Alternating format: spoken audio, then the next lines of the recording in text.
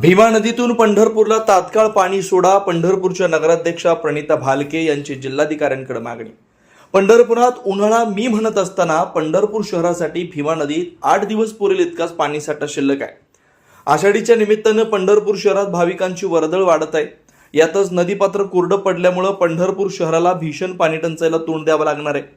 यासाठी भीमा नदीतून ताबडतोब पाणी सोडण्याची मागणी पंढरपूरच्या लोकनियुक्त नगराध्यक्षा प्रणिता भालके यांनी सोलापूर इथं जाऊन जिल्हाधिकाऱ्यांकडे केले. यावेळी त्यांच्या समेत नगरसेवक आदित्य फत्तेपूरकर, किरण घाडगे, प्रसाद कळसे, विनायक देवमारे, सुधीर धोत्रे, ओंकार जोशी आदी मान्यवर उपस्थित होते.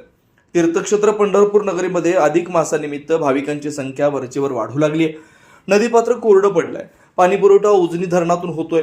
पुढील 8 दिवस पुरेल इतकाच पाणीसाठा नदीपात्रात शिल्लक आहे. भीमा नदीतून पंढरपूरच्या पाणी पुरवठ्यासाठी पाणी अत्यावश्यक आहे. हे पाणी ताबडतोब उजनी धरणातून सोडण्यात यावं अशी मागणी नगराध्यक्षा प्रणिता भालके यांच्याकडून जिल्हाधिकाऱ्यांकडे करण्यात आली आहे.